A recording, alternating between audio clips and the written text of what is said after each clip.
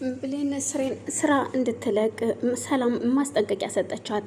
ማለትም ያው ልጇ ብሌን ከዚህ ቤት ካልወጣች እኔ እወጣልሻለሁ ስላለቻት በወዳትም እንኳን ያው እንደ ልጄ ነው ማያት፣ ግን ደግሞ ከወለድኳት ከልጄ ከቃል አላስበልጥሽም፣ እናም ዛሬ ከስራ እያሰናበትኩሽ ነው ትላታለች። ብሌንም ችግር የለውም እሄዳለሁ ትላትና ልብሷን ሰብስባ ስትወጣ ያው የአሳዳጊዋ ልጅ የሆነው የሷ የአሳዳጊ ልጅ መሆኑን ባታቅም ዳግም ውጭ ያያታል። እንዴ ብሌን የት እየሄድሽ ነው ሲላት፣ አይ እኔ የትም እየሄድኩ አይደለም ከስራ ተባረሬ እየሄድኩኝ ነው ትለዋለች። እሱም እንዴት ትሄጃለሽ ስራ ለቀሽ በእኔ የተነሳ ለምን አልተናገርሽም እኔ እንደወሰድኩት ሲላት፣ በፍጹም ምክንያቱም ከእናት ጋር የሚያገናኝ ከሆነ እናትህን ደግሞ አደጋ ላይ የሚያደርስ ከሆነ ለምን እናገራለሁ? እኔ ሌላ ቦታ ሄጄ መስራት እችላለሁ፣ ስለዚህ ምንም ችግር የለውም ትለዋለች። በፍጹም በእኔ የተነሳ እንጂ የትም መሄድ የለብሽም ይላታል። እባክህን ተወኝ እኔ መሄድ አለብኝ ስትለው፣ በፍጹም ይህንን ዛሬ ካላመጣሽ እገልሻለሁ፣ ከዚህ ቤት አትሰሪም ብሎኛል አጎትየውም፣ ስለዚህ መሄድ አለብኝ ትለዋለች። እንግዳውስ እዩልሽ ይህንን ፍላሽ ውሰጅና ኪስ ውስጥ አስቀምጭለት እሺ፣ ከዛ አምጥቼዋለሁ ይኸው ብለሽ ትሰጪዋለሽ። በዛን ሰዓት ስራሽን መስራት ትችያለሽ፣ ለሰላምም ይቅርታን ጠይቃታለን ሰላምን ይላታል። እባክህን እኔ መሄድ አለብኝ ስትለው፣ በፍጹም መሄድ የለብሽም ስራሽን ተፈናቅለሽ መሄድ የለብሽም፣ እናም ተረጋጊ ይላታል። በዛን መሀል እሺ ትልና ከዛ ፍላሹን ትቀበለውና ወደ መኝታ ቤት ተመልሳ ትሄዳለች። ወደ መኝታ ቤት ተመልሳ ስትሄድ ቃል እያየች ስለነበረ ትከታተላታለች። ቃል የተከታተለቻት ምን እያደረገች ነው ለምን አልወጣችም ብላ ነበር። ያንን ፍላሽም ከፍራሿ ስር ገልጣ ካንሶላ ስር ስታስቀምጠው በድብቅ ተደብቃ ታያታለች። በዛን መሀል የቃል አጎትም ያው ሰው ገዳይ የሆነውን ጀሌውን ይደውልና አሁኑኑ እፈልጋለሁ ቢሮና ይለዋል። ምንም ችግር የለውም እሺ እመጣለሁ ጋሼ ይልና ስልኩን ይዘጋል። ስልኩን ከዘጋ በኋላ ቀጥታ ወደ ብሌን አጎት ቢሮ ነበር ሄደው። ቆይ ምንድነው እየተፈጠረ ያለው? እዩልህ ማን እንዳወጣው አላቅም፣ ፍላሹ ከነ ሰላም ቤት ወጥቷል። እናም የሆኑ ሰዎች አድራሻቸው በማይታወቅ ስልካቸውን የማላቅ ሰዎች ደውለው እንደሚገዱኝና እንደሚያጠፉኝ ነግረውኛል። እሱም ፍላሽ ደግሞ አውጥታ የሰጠችው ታውቃለህ ያው ብሌን ነች። ብሌን እንደሆነች ተናግራለች ራሷ። እናቴን ማግኘት እፈልጋለሁ ብላ ነው እንደዛ ያደረገችው። እናም አንተ ደግሞ የብሌንን አሳዳጊ እንዳልገደልካት ደርሼበታለሁ። እናም ለምንድን ነው ያልገደልካት? አሁን እኮ የብሌን አሳዳጊዋ እንዳትገደልባት ነው ያንን ሁሉ ነገር ያደረገችው። ስለዚህ ለምን እንደዛ አደረክ ሲል ይቆጣዋል። ግን ነው ወይስ ያንተ እጅም አለበት ሲለው፣ አረ በፍጹም እኔ የኔ እጅ እንዴት እዛ ላይ ይኖርበታል? እኔ እኮ ከነሱ ጋር ተገናኝቼ አላቅም፣ እንዴት በምን አውቄ ይለዋል።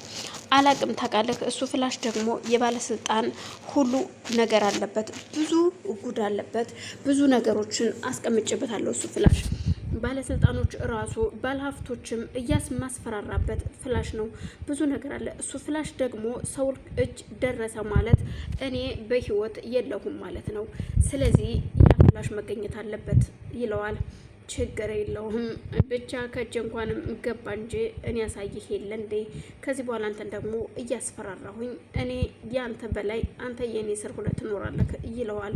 ምን እያሰብክ ነው? ምንድን የምታወራው ብቻህን ሲለው፣ አረጋሽ ምንም እያወራው አይደለም ይልና በቃ እኔው መሄድ አለብኝ ይለዋል። በልሽ ይሄድ ይልና ይሄዳል። በዛን መሀል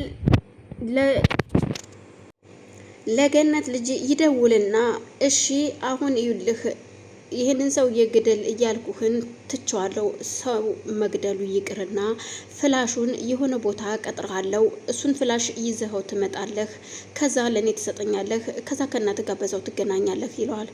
በፍጹም አላደርገውም። ከዚህ በኋላ ፍላሹን ሰጥቻታለሁ ለብሌን፣ ምክንያቱም ብሌን ከስራዋን ስለምትፈናቀል ስላደረጋት ለሷ ሰጥቻታለሁና ወደ ውስጥ አስገብተዋለች። ስለዚህ ፍላሹ እጅ ላይ የለም ሲለው፣ ነው ዳግም ይልህ ነግሬያለሁ፣ እናትህን አሁን እጅ ግንባሯን እልልሃለሁ ይለዋል። በፍጹም አላደርገውም፣ እናቴን እንዳትገላት፣ ግን ከዚህ በኋላ እኔም ስለማቀህ እፋለምሃለሁ ይለዋል። ተው እንጂ ኧረ እባክህ ሲለው፣ አዎ እፋለምሃለሁ እናቴን ምንም ነገር እንዳታደርጋት ይለዋል። ያኛው ጥጋበኛም ነግሬህ የለ ከዚህ በኋላ የራስ ጉዳይ ይልና ስልኩን ጆሮ ላይ ይዘጋበታል። እዚህ ጋር እሱም ለምን ፍላሹን ሰጠኋትኝ? ወይኔ ለደቂቃ እናቴን ላጣት ነው እንዴ ይላል።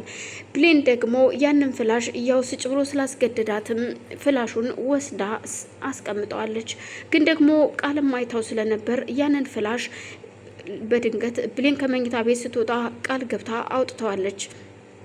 አሁን ላይ ገነት በመሞትና በህይወት መካከል ላይ ብትሆንም እንኳን ልጇ ግን ሊደርስላት አልቻልኩም። እናቴ ምን ላድርግሽ? ቤት አባቴ አድርጌ ከዚህ ጉድ ላውጣሽ? ያለሽበትን ቦታ ባቅ እኮ እናቴ አሁኑኑ ደርስልሻለሁ። ግን ደግሞ እናቴን መግደል አትችልም፣ ምክንያቱም እዩልህ ብሎታል እዚህ ጋር ዳግምም የቃልን አጎት እናቴን የት ነው ያደረካት? እናቴን ያለችበትን እፈልጋለሁ ይለዋል። የምን እናት ነው የምትለው? እኔ ስለ እናት እኔ ምን አገባኝ ስላንተ እናት ሲል ይመልስለታል። እናም እናቴ ያለችበትን እፈልጋለሁ እናቴን አሳውቀኝ ሲል እነ ሰላምም ግራ ተጋብተው ተደናግጠው ነበር ሲያዩት የነበረው። ምን እየተፈጠረ ነው ያለው? በዛን ሰዓት ብሌንም እናትህን ለካ እሱ ነው እንዴ ከእናት ጋር እየለየህ ስትል እያየችው ግራ ትጋባለች። መልስም ልትመልስ ስለት ፈቃደኛ አይደለችም። ግን ደግሞ ዱላው ማሰልችቷ ስለነበረ በቃ የራሱ ጉዳይ መሄድ አለብኝ